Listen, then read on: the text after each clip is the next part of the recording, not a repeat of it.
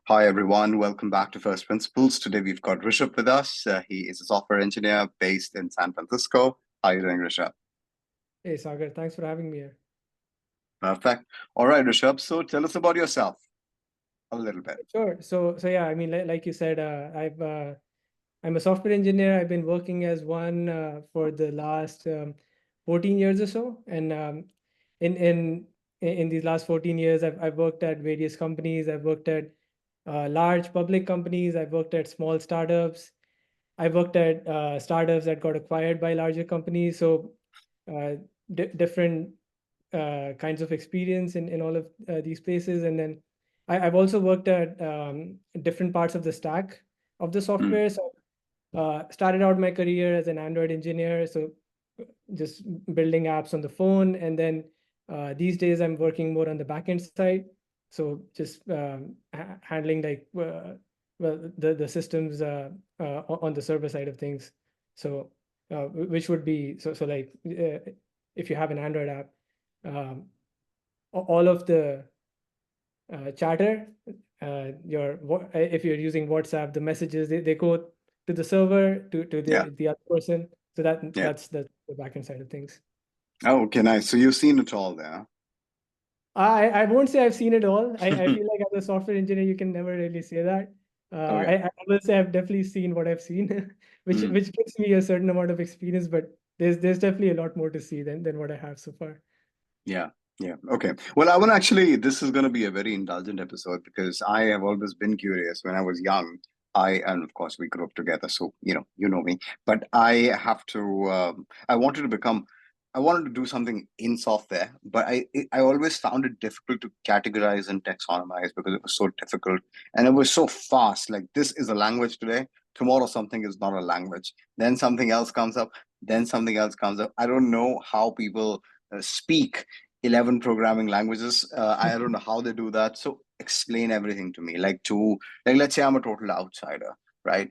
Uh, let's not assume that I'm from like a Bronze Age civilization, but just I use everything. I'm a pretty tech savvy user, but I Mhm. do not know the what is really behind the hood. So to you, as per your understanding, what is software? Sure. So I guess software is I kind of see it as like a set of instructions that you give to the computer to Hmm, to to do something, right? Now these set of instructions, they can be as complex as I mean these days we are in the world of AI. hmm, It can be as complex as running these large language models, right?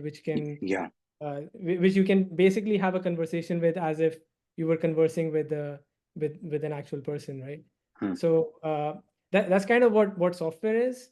um, yeah, I mean you use it to build out your applications, you use it to build out huge servers, you use it to build out huge systems, hmm, which the world basically relies on these days.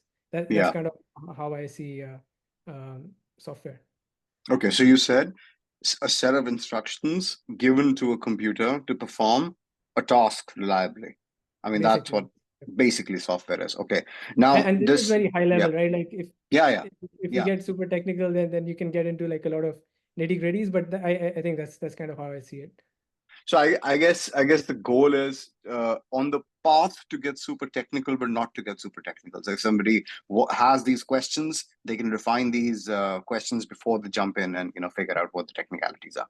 Mhm. Okay, so the computer here is essentially a machine which computes, right? Mhm. And then they were I do remember in the 1920s they had job listings as computers, so people were computers in these big sort of airline companies or whatever. Anyway, so they and what type of machine takes in instructions? Is this like a special type of machine that takes in these instructions, that understands? Like I can't speak to my pillow, but for some reason this computer understands instructions. So is there something in its makeup that understands, that takes in these instructions? That's a good question. So I am not sure how things work on the hardware side, but Hmm, at least so I remember this back during my engineering days.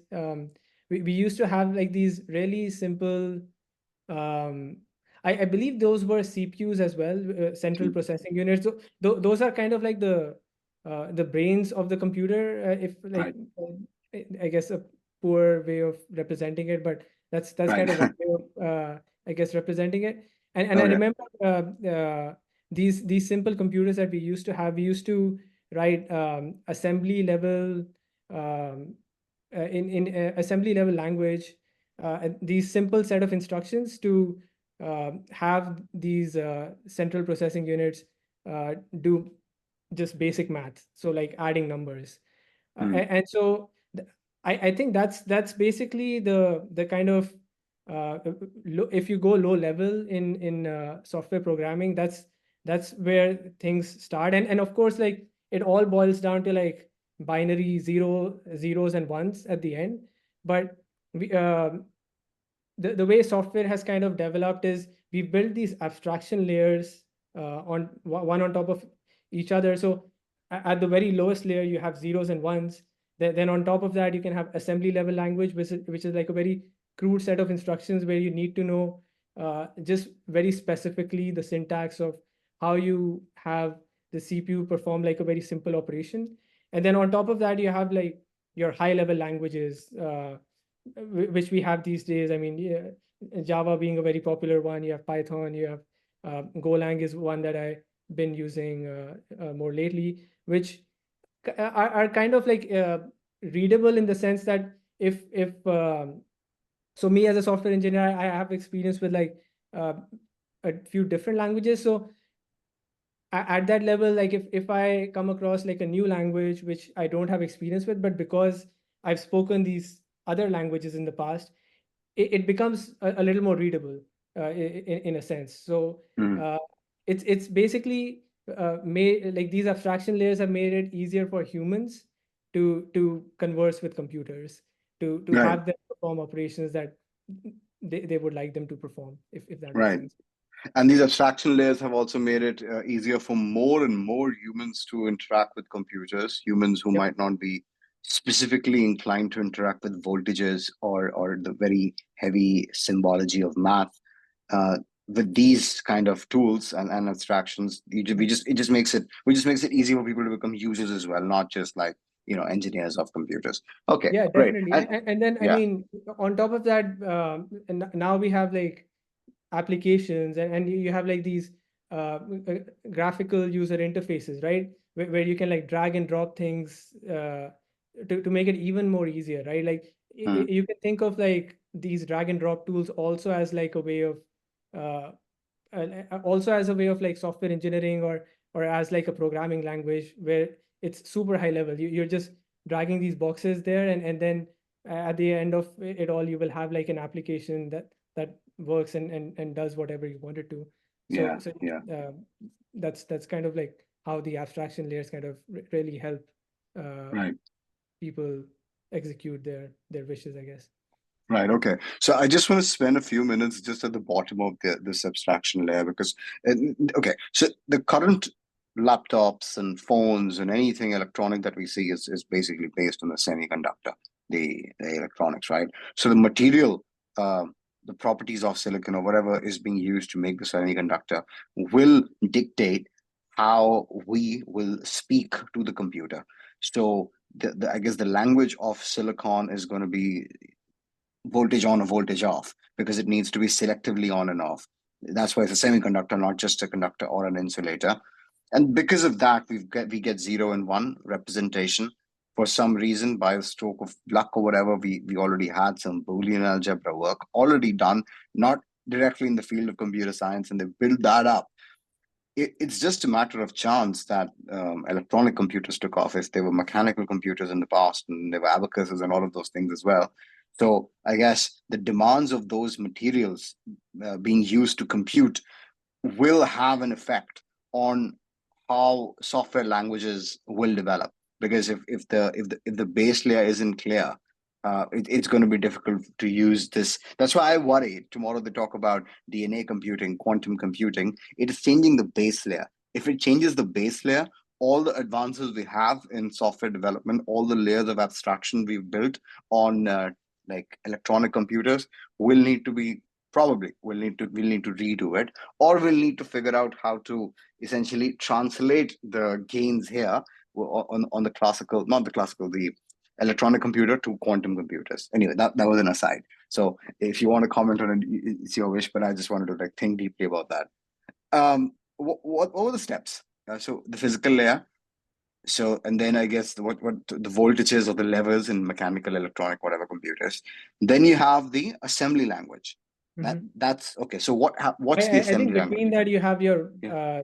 just the binary sequence that you're feeding to the hardware, right? Right. For regulating that voltage, and that assembly level language gets translated into a Okay. binary sequence Okay. because the CPU understands zeros and ones. Okay. So assembly language is a slightly more easier way for a programmer to speak to the machine. That's why we Yes, made that language. you could say Otherwise, you'll have yes. to. Okay. Otherwise, you'll Otherwise, have to you're keep. feeding in zeros and ones, and it can be very hard for a human person to like translate that into something understandable. Right. And this conversation that we're having will have like probably trillions of zeros and ones. So Yeah, for sure. Yeah. assuming a human brain will have the capacity to assemble the trillions of zeros and ones doesn't make sense. So okay. But as far as so we're looking under the hood, but the hood works. Okay, fine. Mhm. What Just is the assume the hood works. Yes, that's the all. hood works? Yeah. Yes. Most professionals assume that, right? They are not gonna like even full stack engineers are not literally going to know how to program everything, right from the Oh, material science to yeah, the yeah. No, okay. not at all. Yes, Okay. Okay. it's been much more simplified for us these days. Mm-hmm. Can I ask you this? Do you associate, and this is just an aside, right? So it's just like a fun pub quiz kind of question. Do you associate yourself as working in the computing industry, or in the product industry, or in the software industry, or in the compute? What do you think? Electronics? What do you think you are? Um, I mean, I kind of think of myself as a software engineer. So you could and I mean, um, at least in my experience, I've mostly worked at product companies. So Hmm. companies where we're building products to solve certain problems, just cater to our users. So I kind of see myself as working in the product slash software industry in a certain way. Um, Yeah. I guess I mean you could also call it the problem solving industry because you're Hmm. generally trying to like solve problems is what Yeah. you're doing. Yeah. Yeah, I do like to think of myself as a problem solver in that sense. Like, uh, not all problems that I come across are software Hmm. related as well, Yeah. which is kind of interesting and not something that I would have assumed when I got into this area of work. But yeah, that's probably how I would summarize it. Yeah, I'll also think, I mean, the fact that we are referring to basically the computing industry as tech, essentially saying anything else is not tech, is like everything else is tech, man. Like Yep. fire is tech, everything else is tech, anything new is tech. So, like rockets should be tech because if you're only getting progress in this one industry and no other industry, I'm not a Borg. I like to live in my like I like to enjoy my flesh body, and that requires the world of atoms to change. Anyway, okay, getting back to that little ladder that we were building. What does the assembly language do really? Like what apart from making life easier for the humans, what is it targeted to do? Again, like so all of these languages at the end of the day they get translated into instructions for the computer to execute. So Hmm. that's basically what's happening. So assembly level language is just an abstraction layer over just binary sequence, which is zeros and Binary ones, right? sequence. Yeah, Okay. and then on top of that, you get your higher level languages, which again then get translated down into like assembly level language to binary Right. sequence. And So the Mhm. Go go ahead. ahead. Okay. Oh So yeah. the only reason we are introducing these layers of abstraction is to make our life easy, or there is some other efficiency reason for which we are using this introducing this It, layer of okay. it is basically that it is to make it easier for us to reason with computers. And Hmm. I mean it's kind of interesting because you see these abstraction layers even at the level of software that we write, right? So we try to write self-contained modules which perform very simple operations, and then which can also be called libraries, right? Like, Hmm. so these libraries, they make it easier for you to do certain tasks, and then you can use these libraries in whatever uh, software that you are building, uh, to like, just so that you don't have to write the same set of instructions again, right? Like, Hmm. otherwise you would be repeating the same code in any software or any application that you're trying to build out, which makes things much slower. So that's Okay. kind of like the same idea over here, which is, if you had to still write assembly level language, you would be writing a lot more code than what we do today. Okay, okay, okay. A lot more code than what we do today. So there are efficiency gains just in terms of human effort. I don't know, and also I guess those lower level languages are closer to those particular machines, Mhm. and then higher level languages kind of can be transposed from every kind of machine. Is that also true? Sorry, I didn't quite The assembly level language, are they closer to the machines, or are they also very generic like C and C++ plus plus that can be no, used no. almost everywhere? It's definitely, I would call it closer to the machine, and one more I guess thing to add there is, so in terms of efficiency gains, it's more efficient in the sense that humans can write these instructions more easily because of these high level languages that we have. Hmm. But if we're just talking about uh, having the language be translated into that binary sequence, it's actually much more efficient to translate assembly level language into binary sequence versus high level language into binary sequence, because you'll have much more complex compilers. So compilers are what kind of compiles these languages Right, into the binary sequence that a computer understands. right, So it actually becomes, um, from the compiler's perspective, much less efficient to right. translate high level languages into that binary sequence, just Okay. because the layers of abstractions that have been built um, upon this. I was about to ask you, that was my next question. That is there a reason why we have so many layers of abstraction? Is this like a law of nature or just a historical accident? And I think you just answered it. Like efficiency wise, it's best that we have these many layers, not directly. Okay, all right. I okay. Let's switch gears a bit, right? In 2024, what does a typical software engineer do? What does a day look like? What tools do they use? What kind of projects are they engaged in? What basic specializations are available just for Hmm. the for an outsider audience?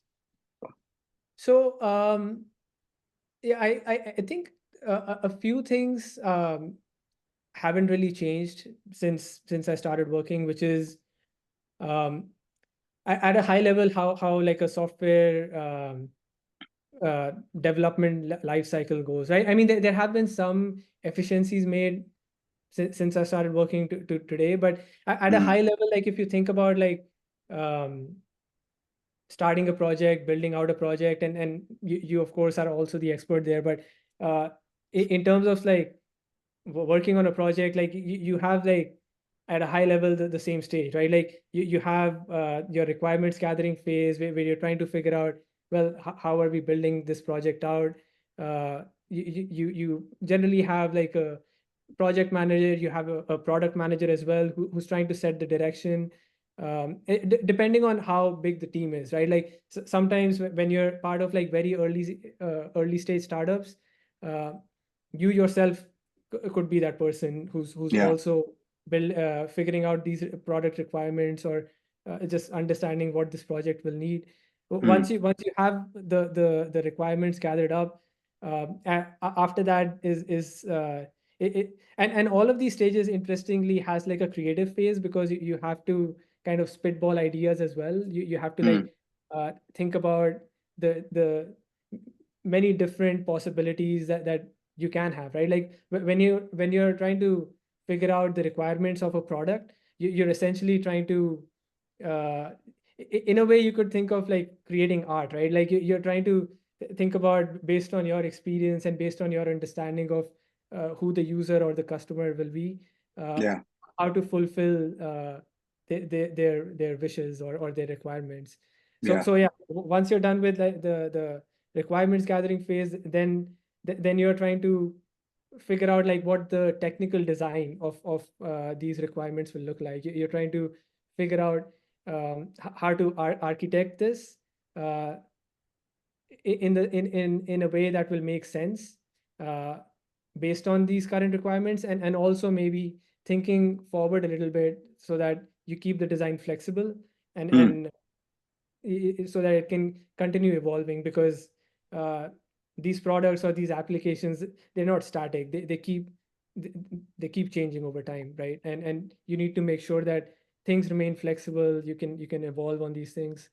So yeah, you have that design phase. uh, then you have the development phase, which you can think of like uh, yeah, the software engineer sitting down at the computer, writing up the code to like implement whatever we designed out, whatever the requirements of the project are. Once that is done, then you get into the testing phase of things, where you're testing these things out, making sure they fit your user stories, which are basically just what you uh, what you kind of gather during the requirements gathering phase. mm, And once you're through that whole cycle, then eventually you get to the release phase, which is when you release that product or project out into the wide world, right? uh, yeah. so that's kind of like, I guess all of that is to say that this at a high level has kind of remained the same Mm, uh, throughout these years. At a high level, this is still how we operate. There have been some efficiency changes at each of these steps, um, which makes the whole life cycle a little more, um, I guess, efficient or agile. yeah. Uh, so yeah, that's kind of um, today, like that's how it works. In terms of the different um, domains that a software engineer can occupy, it kind of varies across the board, right? Like you still have the front end, which is the people who are working on either the website or like the building out like the mobile applications. So that's the interface that your user will most likely interact with. Mm, You have the backend side of things, which are like the applications running on the servers, which is I guess generally the where you want to keep most of the complex computing, because g- generally you are more resource constrained on the front end side of things, and having more of your resources focused on the back end side also keeps things flexible. Um, so yeah, you have your front end, you have your back end engineers. These days you also have machine learning engineers uh, who are more focused on like the machine learning aspects of it, since we have artificial intelligence basically injected in all different places in the yeah. uh, um, software industry these days. Um, but yeah, I think at a high level, that's kind of like a decent breakdown of the different roles that you can have. You can Mm. obviously get into like more nitty gritties where you have specializations as well in each of these different domains. But I think at a high level that should paint a decent picture. At a high level, again, I have a lot of comments and questions on whatever description you gave me. Okay, so you said the first level division is front end engineers, back end engineers, and AI and ML, artificial intelligence and machine learning. Um, what's an API, and do they require special skill set, or back end people do it, or the front end people do it? Who does it? So an API is basically, you can think of it as just an interface for for you to talk to me, eh, if I was a service, right? So if you are the client who's trying to talk to a server, Hmm. The server surfaces this API, which is basically an interface that gives you the rules of how Right. you can talk to the server. Okay. That's basically what it is, an API. You don't necessarily need like a very some kind of specialization to be able to build out these APIs. Right. Uh, APIs generally, we built abstraction layers on these APIs to make it really easy for you to build out these APIs. So Hmm. these APIs we generally um, it- generally clients and servers interact uh, using HTTP requests uh, with these APIs. So you will have different kinds of HTTP requests. So like let's say if we are um, trying to think of a good example. Let's say we have a service which um, let's call it a user service, right? So now for this user service, the API could be to create a new user. You could have a different endpoint, and an API can have like multiple endpoints. So each endpoint performs a specific operation. So let's say you have like a create user endpoint, you have like a fetch user endpoint, you have a modify user endpoint. So each of these different endpoints can perform specific operations. So a create user endpoint would, as you might guess, create a new user. Uh, for fetching a specific user, so let's say uh, you want to fetch user Rishabh just to get more information about this Rishabh user. So you would use this fetch user endpoint, and then let's say you want to modify uh, Rishabh's date of birth because you accidentally entered the wrong date of birth for that user. So then you would use the modify user endpoint for that. And so the API is what you would use, uh, what you would interact with to perform all of these operations. So the API is, I'm trying to construct an analogy in the physical world. So the API is the transport, the car that takes me from here to there to interact with whatever is there. Is that right? Or is it like a fiber optic cable for me to communicate with whatever is on the other side? What exactly is an API doing? Story, explain it like a story. What? Yeah, I'm trying to figure out like the correct analogy, because the fiber optic or the car would be more like the networking in between that's Hmm. connecting you from point A to point B. Hmm. Um, yeah, I'm kind of blanking on like a good real world analogy, and I'm sure that there is a very obvious one that I'll think of in a few minutes. Um, but basically, what you're trying to do with APIs is you're I guess in a way you could think of an API as, so like let's say you're using a microwave, right? And this might be a poor example, but you're using a microwave.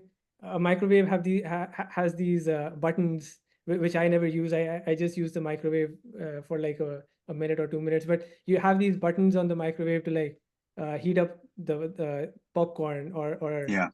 defrost frozen meat or veggies, right? So Hmm. so um, the way those buttons are programmed is they'll set a certain power level of the microwave, and they'll set like a specific timer as well. So Yeah. it's kind of like by pressing that button, you're giving instructions to the microwave to perform a very specific operation, right? Right. You're basically telling the microwave, which in this analogy would be the server. You're Okay. telling that microwave that, hey, I need you to make some popcorn for me, Okay. and you're giving it I guess the popcorn as well to heat up. So Okay. that's kind of like I think that's like a decent analogy, where basically you're just giving it a set of instructions to perform an operation, but Right.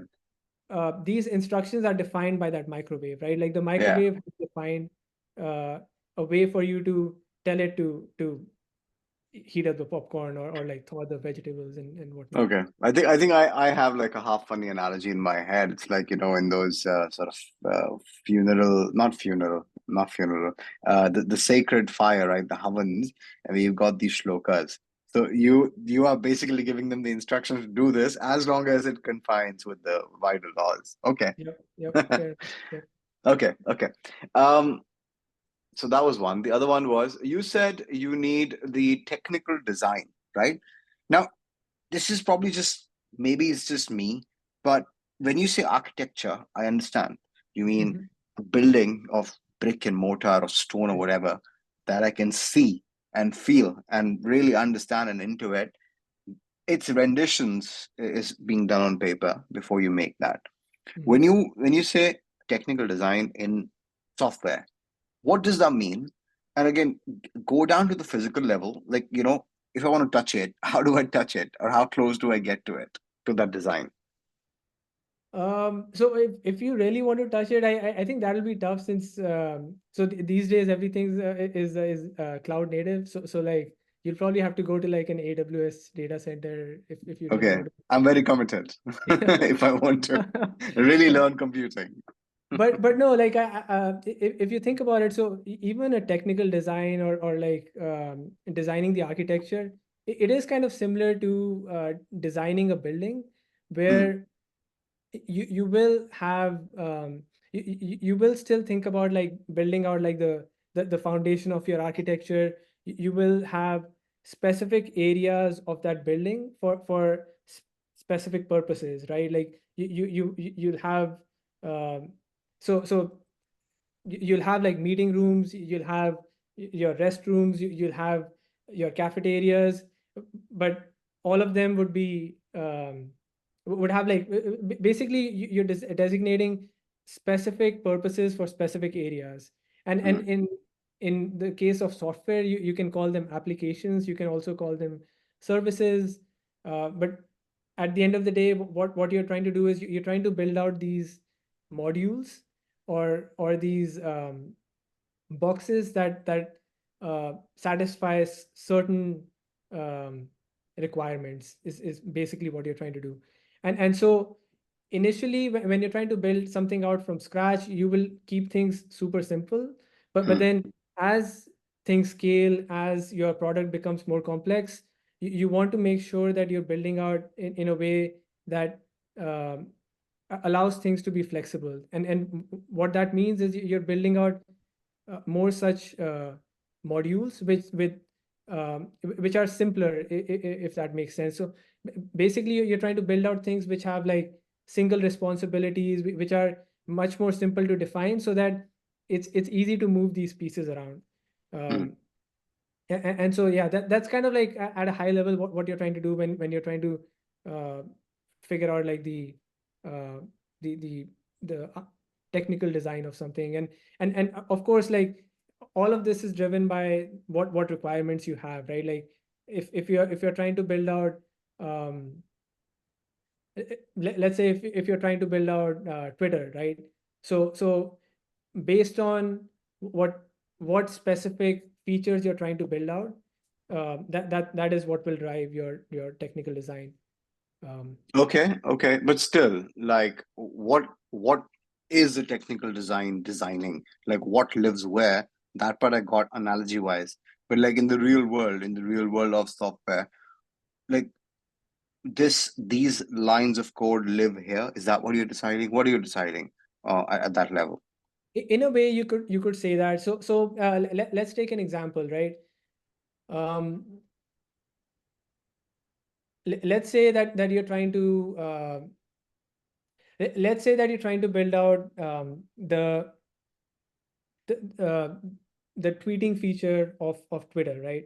So the feature that we're trying to build out is a user um, a user uh, tweets something, right? Hmm, And then that tweet um, firstly will show up on their own news feed, and then it also shows up on their followers news feeds as well, right? So that's kind of like a very simple feature that you're building out. I say simple in quotes because it's nothing is ever that simple. But Yeah. yeah, let's take that as an example. So when you're building that out, what you're thinking about is, so what are the actions that the user is performing over here, right?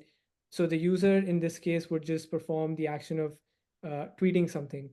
So uh, when you're tweeting something, you're presumably either using your laptop or your phone to use Twitter's or X these days, uh, Yeah.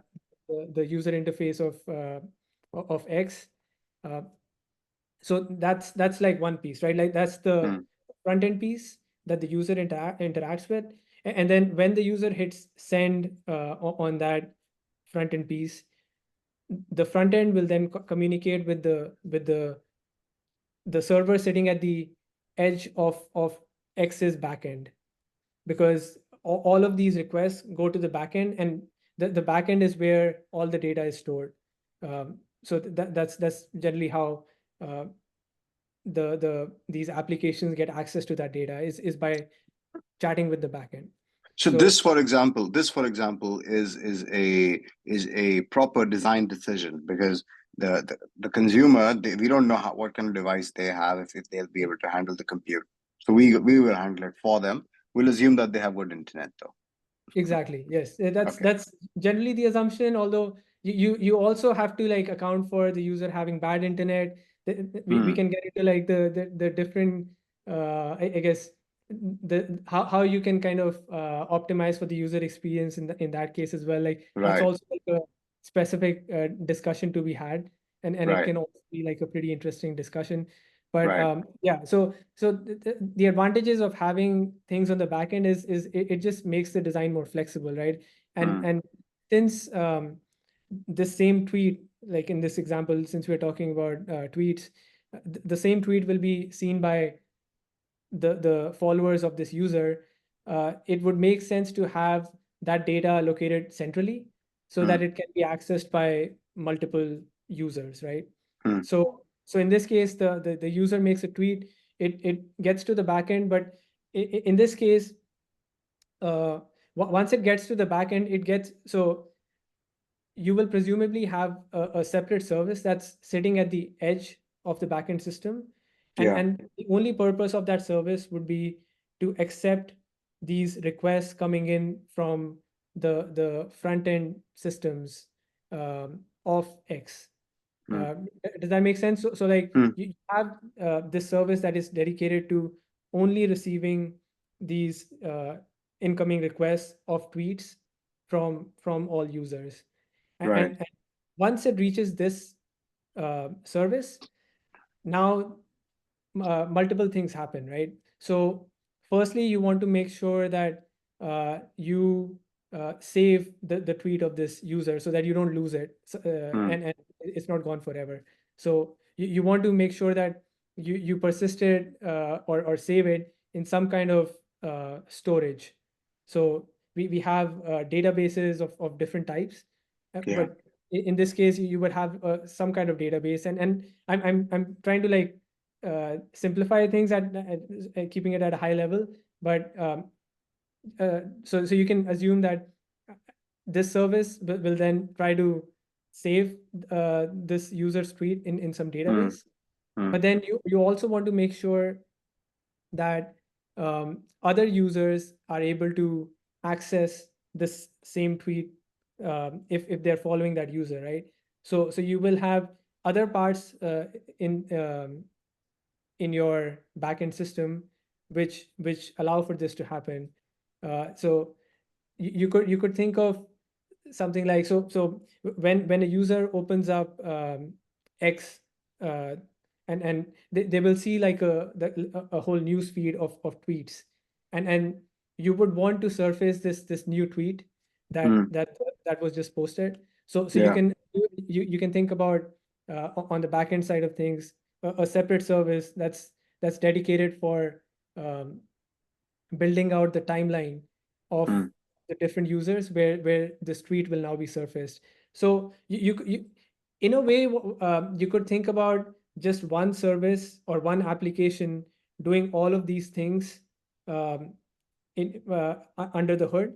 But then mm, if if you start building upon that, and if you keep having all of that happen under one application, things start getting very complex very quickly, because having everything being done by one box, one application, one service, it makes it harder for you to manage what that one application is doing. You could also imagine that if you have multiple engineers working on that one application, they'll be stepping on each other's toes all the time as well. So mm.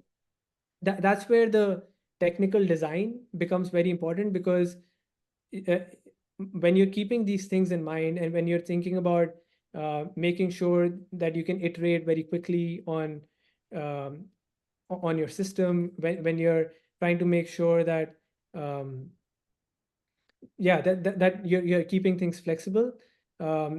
You want to have like a design that of course satisfies the functional requirements of whatever that project or product is. But then you also want to make sure that you're thinking about how that fits into the rest of your existing system, um, while you're building this out. Does that make sense? Yeah, yeah, yeah, yeah. I I know think I I have. went on for a bit. No, no, no. I mean, I think, okay, so let me ask you another way. And yes, that makes sense. But is there a good reason? Is there, okay, how do I put this? How much variance exists in technical designs, good technical designs? Are there technical designs that are, let's just say, in harmony with nature, which automatically work well for some reason? They are intrinsically better than others. Does that exist, or technical designs are only based on the constraints one is facing and the delivery one needs to do, and it's all open ended? So I like to think of technical design being a very creative process, and Hmm. so you are of course problem solving when you're trying to build out like a um, the architecture of your system, or the Hmm. architecture to solve a specific set of requirements. So Hmm. you have to think very creatively, but there are also there are also like in a way there are standard ways of solving specific problems. um, Yeah.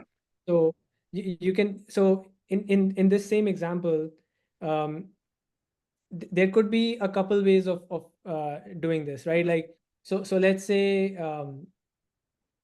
I'm trying to think of another example that we can try to um, use over here. So let's say, yeah. So let's say you're trying to book some flight tickets, right? You're flying from New Delhi to Mumbai. You look up the tickets, you like the price, and then you hit the book button, and what you will see is you will never see, or usually you won't see a confirmation right away. Hmm. Generally, what happens is that you get an email after you've paid the money, or Yeah. made the confirmation, which Yeah. confirms your flight has been booked. Hmm.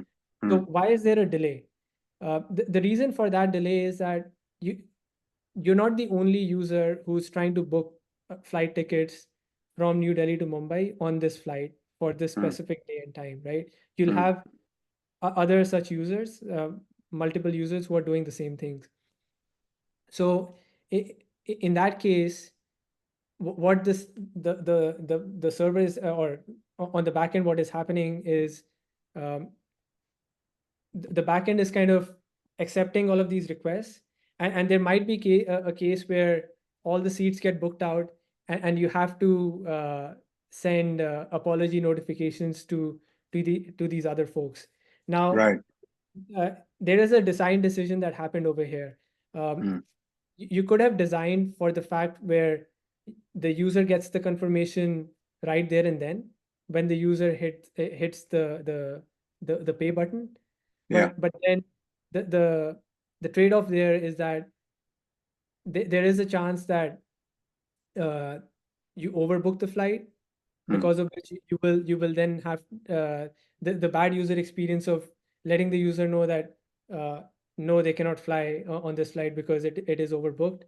Um, or you on the backend side, there is like a huge thing about conflict resolution. So in this case, it's basically a conflict is being created because you have multiple users trying to book for the same seat. So uh, it gets more complex, but you can kind of simplify the design by giving the user a message saying that your confirmation will be sent to you via email, so Mm. that the user is not presuming that their flight has been booked, right? And Yeah. they try to look out for that email confirmation. So Mm. uh, I guess all of that was to say that these technical design decisions, there is no one correct answer. Yeah. Based on like the requirements that you're trying to solve. You can have different ways of solving the same problem. Right. But uh, over time, certain conventions, certain standards have been built, and people for tend to sure. follow them, unless your job is to be an iconoclast and redo something totally. And uh, I guess what I was initially asking was, what are the constraints of somebody doing a technical design? So Hmm. obviously, the von Neumann architecture is one constraint, and what the person is doing another constraint. But we can definitely revisit this. But I do have a related question. So the example that you shared, now how is that different from how so that basically begs me to the question: how is technical design different from user experience or a user journey mapping? That seemed very similar. Are they similar? So the way it generally works out is you want to try to have the user experience or the user journey mapped out before the technical design. You want Okay. to try to have it not be constrained by the technical design either, so that you Mm, can try to map out like an ideal user journey or ideal user experience uh, based on what you think would be best for the user. mm, And then once you have that figured out, is when you figure out um, technically how you would try to implement that. And then, of course, what can happen is when you get into the technical design phase, there are always trade offs to consider. It's possible that whatever ideal user experience that you initially thought of, uh, it's for whatever reason it's technically challenging to implement, and yeah. there are always time constraints that are there as well. You want to Mm, deliver by a certain time. There may or may not be. I mean, if there aren't any time constraints, then maybe you can get more liberal with what you're trying to build out, but generally there mm, are. And when there are time constraints, then you have to figure out like what the trade-offs are. Maybe you're trying to build out like the MVP of whatever your user experiences. MVP in this case would be the minimal viable product. Which is to say, like, what are like in terms of like the project's requirements, what are like the core set of requirements that you're trying to um, build for. So generally, that's how I would think. User experience comes first, and then technical design follows that user experience, because the technical design is basically trying to build that user experience. okay. Can I ask you this? And this might not have a direct answer, but like I guess this current standard model of physics says that there are quarks, which is the most fundamental element, so to speak, of anything in the material universe, like matter. So, what is the atomic or the elemental unit of software? Is it like a microservice? Is there something which is like, if you can do that, which means you can do software? Is it like a good fractal of the whole thing? And don't tell me hello world, but I mean, that's generally where everyone starts, right? yeah, yeah, Hello world is where it starts. yeah. And then Uh, I stop. I've always stopped after hello world. Hello world, bye bye. I guess just so I understand correctly, are you trying to ask how what's like the basic building block of becoming a software engineer? Is that What's a uh, basic building block of a software program of a given code base? hmm. Um, I mean, it kind of depends, right? Like you have you can have like a very different variety of applications. So um, if we take like an Android application, for example, you could say like you always start with like building out like the one screen of your application, right? uh you could call it that. I think it can just vary from like application to application, from Mm, service to service. Like maybe if we're building out like a backend application, a service, it could be like one API endpoint that you're exposing, that just returns a random number back to you. So okay. um, it's kind of hard to like quantify like a very basic building block of a software program, um, because at the end of the day, like what you're trying to do is just like execute a set of instructions, right? uh, Mm, to satisfy like a certain uh, basic requirement. So right. um, yeah, I guess that's kind of a non-answer, but that's what I have for that one. No, no, that's no, that's definitely good. I'm just trying to like use, although it's called first principles, I'm using analogies to understand, because I've always been like, what the hell is this, man? How is this machine doing so much work? So there has to be something about the material with which the machine is made, which makes it conducive to do so much work, because it's receiving instructions so often. Like, olden days, you buy a table. It's a nice table, like the Japanese really take care of it. But it's not gonna also like, send you letters, or like ring the alarm for you. So it's not complicated, it's simple. And then as a user we get it. And every time, especially with compute, it's so sneaky, because this laptop just looks like a box, but it has firepower, serious firepower, right? Not in the usual sense of like an explosion or whatever, but like intellectual firepower. So that's why I've always been so fascinated, and I've never been able to really get it. And I suspect a lot of folks working in the field don't really get it. But Mhm. great, because this awe has just stopped me from really getting into the field. I Okay. mean, you Yeah. say that as not being a software engineer. I would say the same. As even after these 14 years, there are definitely Mhm. multiple aspects of this whole field that I'm also not an expert on, for sure. Yeah. Uh, Yeah.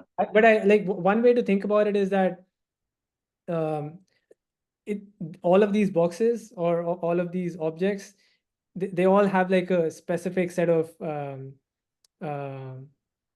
I guess roles or jobs to fulfill, or specific set of responsibilities. Uh, as long as you can boil them down to like that set of um, responsibilities, that's kind of what it Yeah.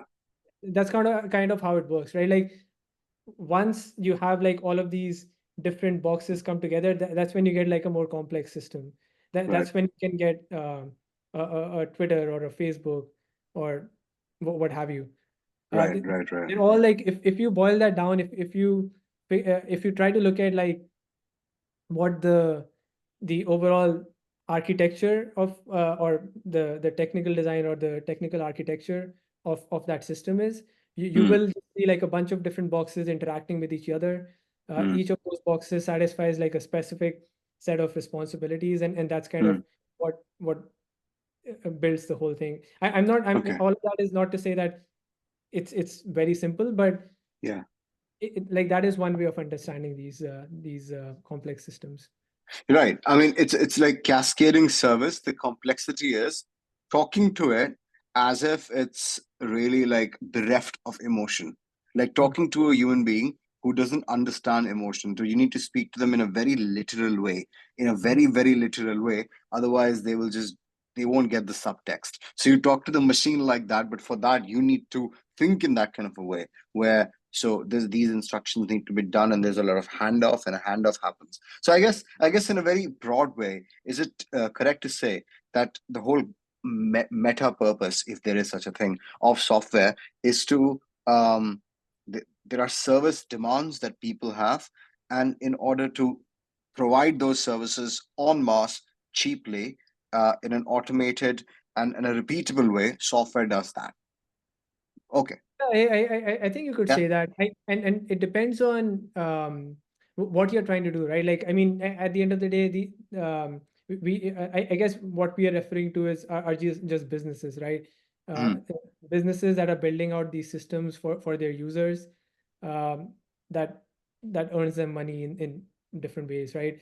And um, yeah, I mean, like you could say that they are trying to automate things, but that depends on the business, right? Like I guess I'm not sure what you would be automating with social media, for example, right? Like in that case, you're just making it easier for users to connect with other users, or for Mhm. folks to stay in touch, um, or for people to doom scroll the whole day. But that's I you're not exactly automating something in that sense, but you are you're still like solving a certain purpose of that business, right? Which could be whatever. Before Tinder existed, you had, and you still kind of have, like, relationship brokers, especially for like rich people. I'm not talking about That is true, marriage yeah. brokers like in society. I mean just relationship brokers. Like, should I have a relationship with this person? And is it going to be good for our fortunes for which we are heirs? But Tinder one gave a replacement. Now, people who were always using relationship brokers are probably not going to use Tinder immediately. But folks who could not afford that, it expanded the market in such a way. So, yeah, doom scrolling is something which comes in. And I guess folks are trying to create value for others in order to extract some of that value and create value for themselves. And that literally is the definition of growth. I really hope if growth can happen more in the world of atoms, especially because now we have this like AI coming in. Because like there is only so much better HD video I can enjoy if the kind of food I eat is still shit. Like I don't want to eat cat food while having amazing digital experiences. That's dystopic. So I want the real world to be better as well. But anyway, that's an aside. I Okay. feel like I don't know, cooking classes might help, but Yeah, but like the whole ethos of automation and the whole ethos. See, let's go on another side over here. And this is gonna be controversial. Ancient Greece produced a lot of great philosophy and also a lot of mathematics for the sake of philosophy and mathematics, not for an instrumental sake. They also had a decent amount of direct democracy. All of that cannot happen if everybody is engaged in work. Work still needs to be done.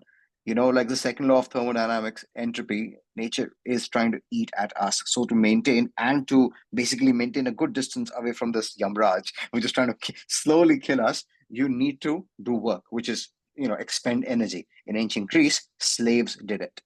That's the reason why they had such a rich civilization, but the cost was horrific ethical human suffering. And to be honest, till the time industrial revolution did not come in, all societies had slavery. And only after industrial revolution, when you had an alternative of mass mobilized labor but not linked to human beings, did we do away with slavery, right? So I think in order to live a decent, good life, um, nature doesn't provide us with a lot. You need to put in energy. For that, you need labor.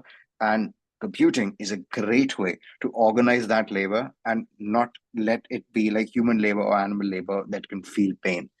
That's why I am interested in it. But I feel that it's so that's a long way of saying we still need to focus on things like nanotech and like maybe building a big Brooklyn Bridge in 2 days, right? Why haven't we figured that out yet? Or why don't we fly way faster and use the computing tech that we have developed for that rather than just another iPhone? And I'm sure people are doing it, but I don't know if there is a use case for this or not. So yeah, that was a rant, but I you mean, want to say something? no, I like there are definitely use cases, right? And people are trying to go to Mars. So there is definitely technology being used to to improve things in the physical world as well. And I Yeah. mean, even with AI, like it's made so many people's job easier. Yeah. It's also like there is a flip side to everything, right? Like people's jobs, like there are folks whose jobs were it was easier to automate. So Yeah. there was also like that flip side of just their jobs being automated away. But then, like in my case, for example, AI has really helped me become a better engineer. Uh, Hmm. I I don't need to know all the different programming languages. It may so me, for example, like I had a personal project that I was working on, and never having done any web development, there was an aspect of that I had to build. Hmm. So I leveraged ChatGPT for that, and ChatGPT kind of functioned as almost like a junior engineer that I could work with, who Yeah. had the expertise that I needed to build Yeah. that part out. So uh, Yeah. even with software, there are aspects of it that make your life much easier as well. So Yeah. I guess you can find like applications or benefits of like technology in both sides, like Yeah. in the physical world, but also on the software side of things as well. Yeah, I mean, there is this the Silicon Valley movement called effective accelerationism, which means more and more technology, so that the lifestyle becomes more and more better quickly. Now, things that happen in between, like job losses and stuff like that, if regulators and governments can actively respond in a pro-growth stance and in a pro-innovation stance, then they can have things like job guarantees where anybody can just ask for a job and get it. You're anyways collecting taxes. Why not just use efficient methods of paying people? Those particular jobs can be used to skill more people or provide care work. UBI, yeah, but like you kind of again need work to ward off entropy. Till the time you get to a stage where, let's say, you only need to work one month in a 5 year span to maintain the lifestyle that you currently have. So the kind of expenses that you currently had, you can do all this by just working one month in, let's say, 5 years, right? The whole point of technology is to make things cheaper and cheaper so that more and more people can live like in leisure and really pursue what they want and take this forward, not like just enjoy Wally or whatever, but just take this forward in a certain way. We can have conversations like this, which is so, I mean, where are you? You're in San Francisco, I'm in Houston. I mean, this is like amazing, right? That we can do this. So yeah. Well, okay. What are typical software products? So there is the mobile app, the web app, the client in the desktop. What else? What else do software engineers typically work on? So I mean that's kind of like the interface that users generally interact with. But then Mm, of course on the backend side, you have like these services that are handling the vast millions or billions of requests that are coming in from across the globe. Um, so yeah, like at a high level, I think that's a good definition of it. mm, Um, that's like one way of thinking of this, and you can just think of it in like boxes, right? Like you have like your box that's interacting with the user, or that the user is interacting with, and then mm. you have boxes sitting on the back that these other boxes talk to like Yeah, uh, send and receive information. yeah, um, yeah, yeah. So this particular thing that a user sees, and these. So I think you keep saying the word services. I think that is the atomic unit of a code base. Like I get a I guess feeling. so. It's again like I'm kind of abstracting away a lot of complexity when I call it a service, because a service in itself will be like a huge code base. So Mm, it'll have mm. like it could have like thousands or millions of lines of code Okay. running underneath the hood. But Mm, that's like one way of like, so again, when you're doing like a architecture design, you can go as high level or as low level as you want it to be. At a high level, you just think of it as services interacting with each other, and each service has its own responsibility, or its own like set of roles mm, that have been defined by the architect or by you. mm, So yeah, like that's like one way of looking at it. But mm, then the that is like one way of looking at it, because if you were to look at it in all of the detail, then you won't be able to look at it in high level, right? Like mm. it'll be much harder for you to figure out at a high level how things are interacting with each other. So Yeah. I guess it depends on what level you're interacting with, because if you are an engineer who's writing the code, then that part maybe is not as important as is how this application or how this service works internally, right? Like how does it actually satisfy whatever the requirements of the service are? If Mm. that's the level that you're interacting with, then you're dealing with the code, right? Okay. And then you're dealing with like the thousands of lines of code that's been written to satisfy this purpose. So Okay. it basically depends on at what layer of the abstraction are you sitting at. Right. From the user's perspective, it's just an application, right? Like from the user's perspective, it's just an app that they're interacting with. uh, Right. that we are chatting over Zoom. Uh, from our perspective, it's just I'm able to Yeah. look at you, you're able to look at me, we're able to talk to each other. As long Yeah. as all of that is working, that's good. But So then if yeah. no, Okay. that's yeah, good. So if you have a car, you open the bonnet, you look under the hood, and you see like an engine, and it's described of things in metal. You can also describe it in terms of electrons and protons, but it's true, but it's not going to be very helpful, right? So Exactly. what's the helpful level of abstraction here? Or are you saying that everybody, like there are people working at every level of abstraction? There are people working at every level of Okay. abstraction, and they might not all be working with you directly. So Hmm. like you can think of it as so these days things are going cloud native, which is Yeah. all to say that everything is hosted on the cloud. Hmm. The cloud is basically just data centers that is owned by like these big companies like Amazon or Google or Microsoft. They have like these huge data centers which host these what I'm calling the backend. So Hmm. these services that are kind of serving the applications or the apps that the users use. Yeah. There are people operating at every level of these abstractions. Hmm. Um, but like a good analogy that you just made was uh, for a car, if you look under the bonnet, you'll see Hmm. so many different parts, right? So Hmm. you can think of each of these parts, and each of these parts has a specific role that it fulfills to which uh, when you combine it all, then it makes up a car. Right. So if you think of the car as Facebook, Hmm. uh, you can think of all of these different parts as the different services which have its own roles and responsibilities that it performs, and as long as it's performing that well, then it will make up the car. Is there a typical number of services that is required in every project? Oh no, there is no typical number. It varies across the board. So um, like there are like two classifications. One is like you have like a monolithic service, uh, which basically means that you have like this one giant service that has a lot of different roles and responsibilities or different applications that it fulfills.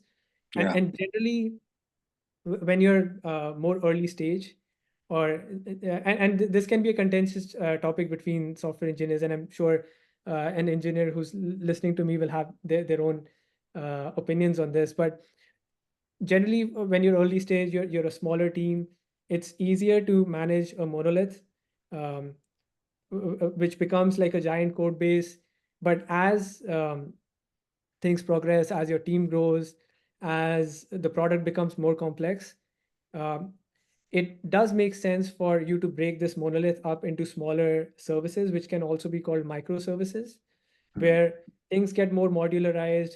Each of these modules have lesser responsibilities or functions that it fulfills. Mm. And then it becomes a matter of arranging these modules in a way that makes sense. Mm. So Is there a yeah. yeah, so there is no um, magic number where Mm.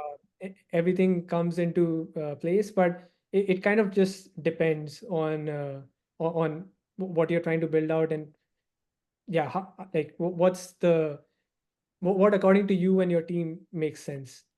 Okay. So it's very project based, very Yeah, product based, well, whatever. Okay.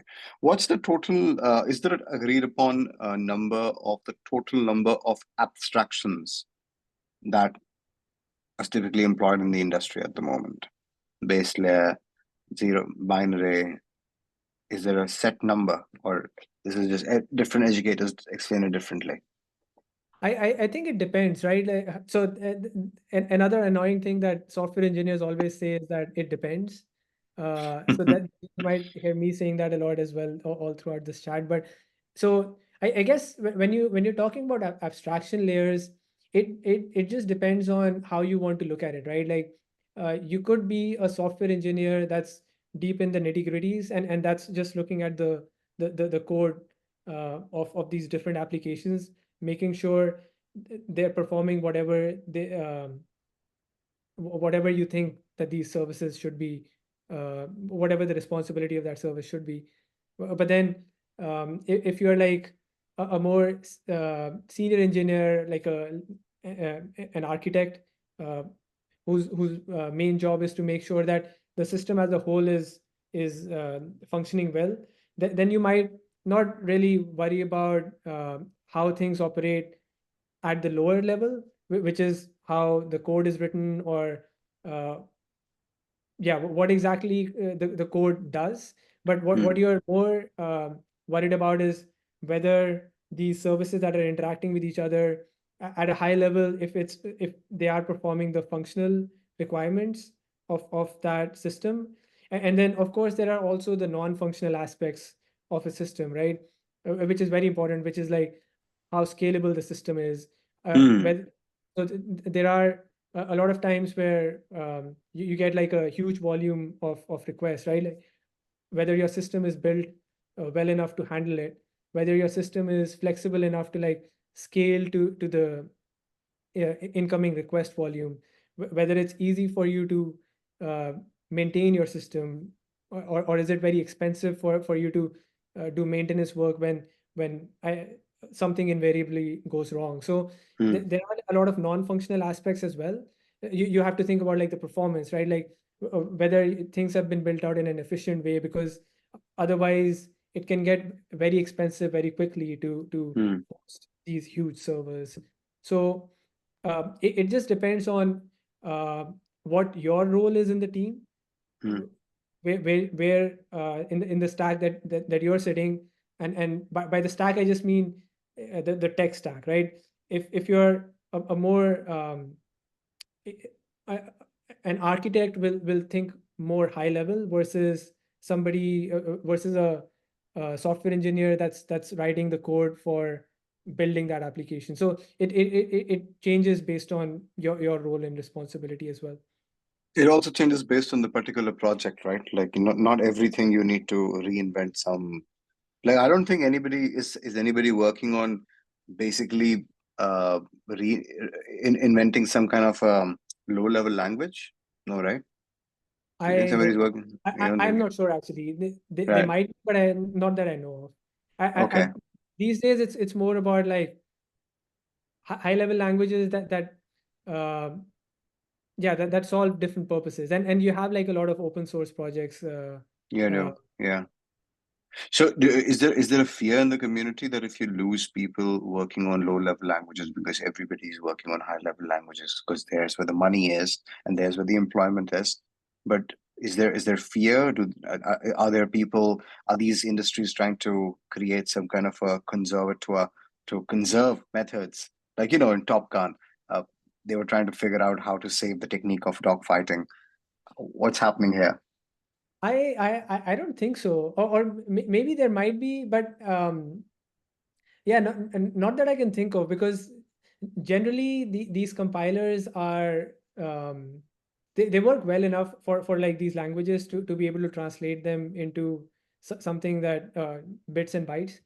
Hmm. Um, yeah, so I don't think that's like a an actual concern in the industry. Although I could be wrong. I do need Yeah, to do more you never research there. know. Yeah. Yeah, I mean, I'm just thinking like if everything is moved digital as well, this is a slightly different concern. And if you have a big coronal mass ejection and all electrical things are gone, which means all electronic things are gone, which means all records are gone, right? So I guess those kind of anti-fragile design steps, it's important to build those in. Um, do you think a lot of engineers are in itself like inherently in software engineers designers as well and also philosophers, and those things influence what they are creating for others, and because they are creating a certain thing for others, in effectively they're creating an outer layer, like there is no interaction outside that, because they're creating a mold for them. So how rich is this life for your typical software engineer wherever you work? From like the design and philosophy perspective. Yeah. um, Yeah, like I mean, you'll find all kinds of engineers, and having worked with like quite a few of them, I've had the experience of working with like, uh, I mean, that's how people are, right? Like all people are different. They come from like different experiences. They all bring different things to the table. You'll have a lot of engineers who are very opinionated about how code is supposed to be written. There are like a lot of philosophical debates about uh, whether you should use tabs versus spaces. Uh, Mm-hmm. a big one. But then you also have people like me who just want to make sure that there is consistency. Uh, that we have at least one. We agree on, like if you're talking about coding style, just one coding style that's kind of consistent across the different code bases that we own, and who doesn't really care which style you pick. So it kind of changes, right? Like people are different, so they'll Yeah. worry about different things. But then from the design perspective as well, like again, you'll find people who care a lot about like the user experience side of things, who want to make sure that the user experience has a certain sense of style or a certain sense of efficiency. But then on the other side, you'll have folks that just want to be very deep into the technical layers, who want to solve the more harder technical problems, and who don't really worry about like the user experience side of things. And Yeah. so again, like it kind of varies across the board. It varies. Okay, two quick questions. I'm saying quick, but it's a trick question. How would you distinguish? This is question one. How would you distinguish between a coder, a programmer, a developer, a software engineer, and a software architect? Oh man. Can I say they're all the same in a way? They are. They are. Okay. In Okay, a no, way that's they fine. are, Yeah. but also I think they're just semantics. I think like the one thing I will say is a little different is so a software engineer I feel like wears all of these hats, and it depends on how it actually depends on the person, right? Like what kind of hats that they want to wear. So Mm, you could have, again, depending on the person, you could have somebody who really wants to stay heads down in the code and not worry about anything else. But then you could have somebody else who's very interested in how the system overall works. Because mm, if you're in a larger company, then there are parts of the system that you might have no knowledge about. And it depends on your personal level of interest, how much you want yeah. to really understand like the system overall. But maybe from your job responsibility perspective, you Yeah. don't really have to worry about it. Yeah. So it kind of depends on that person. um, Mm, a software architect, if you're talking about like a job role specifically, their role is more to like make sure at a high level the system makes sense, and make mm, sure that there is like an appropriate roadmap for that system, maybe 6 months, 1 year, 2 years down the mm, line, and to kind of set like the technical direction of like the engineering org in general. Because based on like this forward thinking roadmap is how you would kind of dictate what the engineering team will be working on. And of course that goes in hand with like what the product team is thinking about, like what the business wants in general. But that's how like the software architect might be a little different. But mm, I think a software engineer gets to wear all of these hats, and mm, it depends on the person, their interest level, how much they want to grow as an engineer as well. mm. Um, that decides what hats they get to wear. Okay. What's the difference between an engineering team and product team in the way you look at things? Yeah. So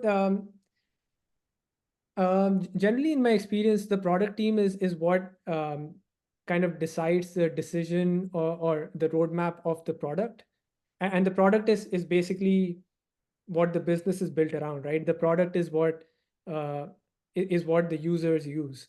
Hmm. So the product team uh, and the product team is kind of like in a way I think of the product team as the product managers.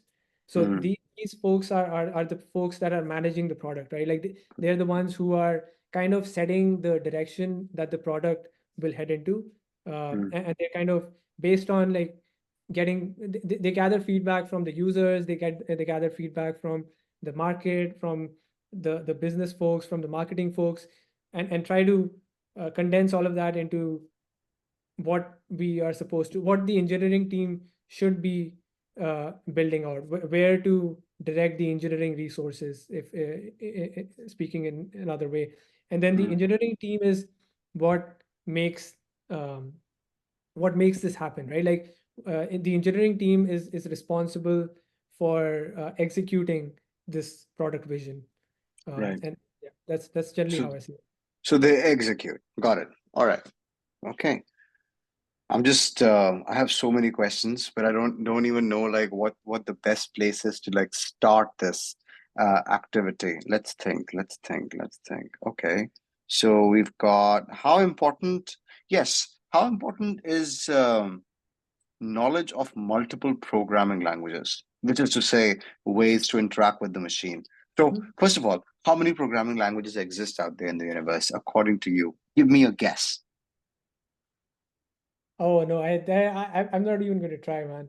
I think it's hundreds, if not thousands, at this point. Okay, I okay, would guess probably in the order of hundreds at least is okay. what I So would let's guess, say but it's probably much more than that. much more than okay. So let's say Yeah, it's 9999, right? So less yeah. than 10,000. No, no, less than 100,000. But yeah, okay. So obviously not every engineer slash coder slash semantics word, not everybody is gonna master all those languages. So how do you start? It's the world is my oyster, right? But I am spoiled by choice. I don't know what to do. So if I want to And it's start, easy what to do I get do? overwhelmed by Yeah, these choices, right? yeah. It's very easy. I think it's always good to start simple, and Mm, that's how it goes for any new skill that you're trying to learn, right? Like mm, it can be so overwhelming when you're trying to pick up something new. Um, it's probably like picking up a musical instrument, right? Like yeah. there are so many musical instruments, you can pick whatever. Mm, You could try picking all of them up at the same time, but then you won't yeah, get very far very quickly, yeah, as you would by picking maybe one musical instrument. And yeah. then once you start engaging with that instrument, once you start learning about how it works, is how you may get like an understanding of how music works, right? Mm, And that like the same analogy will work with like a programming language as well. Just pick one language. Of course, there are more. There's a choice you could make there, which would be more conducive to like uh, what job opportunities you might get based on that. So there is a choice to be made there, but the idea is that if you stick with that language, and then throughout your journey you'll get thrown different other languages to work on, but by gaining more experience and just starting out with one, you can get an understanding of, okay, at a high level, how do things work, how does um,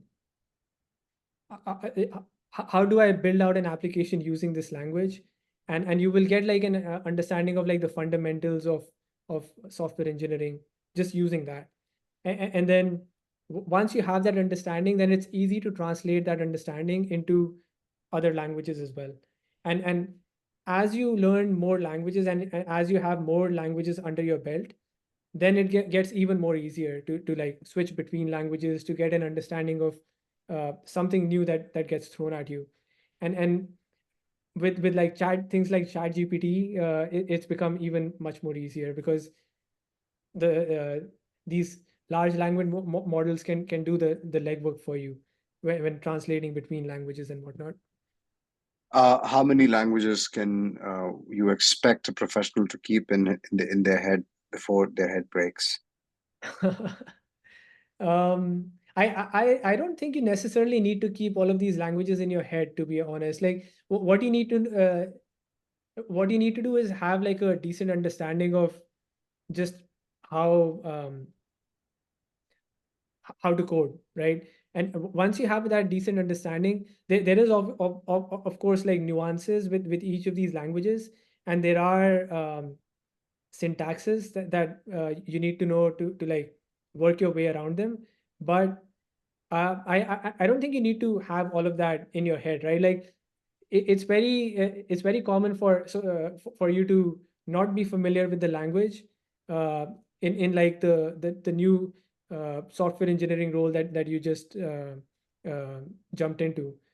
So it is very common because as long as you know how software engineering works, it is quite easy for you to pick up a new language. Okay, Um, okay. yeah, They're very similar. Every language is a basically dialect of the other. They are not like as different that's as Russian and Chinese or whatever. Okay. yeah, yeah. It's not as varied because in a way you are kind of talking English Hmm. to the computer in a way. Hmm. It's not as Natural, so to speak. yeah, it's not as natural. That's true, but like it's not as different as like different scripts or different dialects. Hmm. Okay, okay. So, do you envision a day where instead of a programmer, we have a novelist or a poet writing in a highly romantic, highly symbological language to the computer? The computer gets it because that's the way humans generally speak, and then executes. Is are we moving there? I mean, it does seem like that, right? Like with these large language models with generative AI, I don't think we're close to being there yet because there is still a lot of reasoning abilities that you need in the middle Mm, to really execute like a complex set of instructions because there are like a lot of nuances that go into building out a product. So for a full-fledged product, you might still need a human in the middle, a human that understands how to talk to these computers. But um, somebody who is technical enough, who has some level of technical chops, they can interact with these generative AI models to build something complex fairly quickly and much mm, more faster than it used to be. Uh, right. where yeah, like the example I gave, right? I had no idea of how to build a web application, but because I have a certain amount of experience building software, I Mm, was able to very quickly get my web application set up by just interacting with ChatGPT, for right, example. right, right. It makes it much more easier. You have to do much less legwork. In the past, I would have to like maybe either read a book or like hunt through like different blogs or different Stack Overflow posts, chat with people, do a course. All of that can be, and all of that is still relevant today because Mm, that is how you build like the actual deep skill. But if you're trying to get done something pretty quickly, then this is an option that's available right now. Um, yeah, like I feel like the future that you're envisioning will require a lot more. It will take time. I'm not sure if we're there yet or if we will get there anytime soon. mm, At least in my mind. okay, It okay. might also be biased because what you're basically saying is that you will no longer need software engineers at that point. So I mean, okay, fair enough. But yeah, so there was a time where managers were a very respectable job because you had to actually have an input in order to like approve loans. But now it's mostly just like a whatever kind of job, right? So it's kind of replaceable. So yes, if that happens with software engineers, I'm hoping that societies is are like wise enough to understand from history and allow some kind of a bouncing back cushion, which allows for dignity as well as wealth. yeah, But yeah. something or the other comes about, man. We'll have specialists figuring out how to zip through a wormhole getting into Pluto or something like that, right? So these software engineers are using their skill set towards building digital products. Will probably go back to NASA like they used to. So, there's no harm. And of course, make a lot of money as well. Okay, fair enough. We've got software, we've got hardware, we've got firmware as well.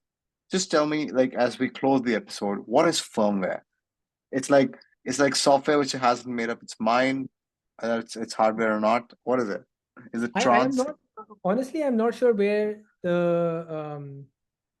that term came from, but as far as I understand, it's basically the operating system Mm, of that device. So a firmware is generally installed on these smaller devices, and yeah, it's basically the operating system of that device, of okay, how that device performs its functions is okay. how I understand. Operating system. Okay, Yeah. pretty much. Okay, but and then we don't really have much interaction with it. We don't get to change it a lot. It's just there. Like we have to switch it Yeah, on. yeah, and I think generally the I mean, of course you can interact with it. Of course, there are ways of changing that firmware. There are like again, at the end of the day, it is just code. So you can make changes to it.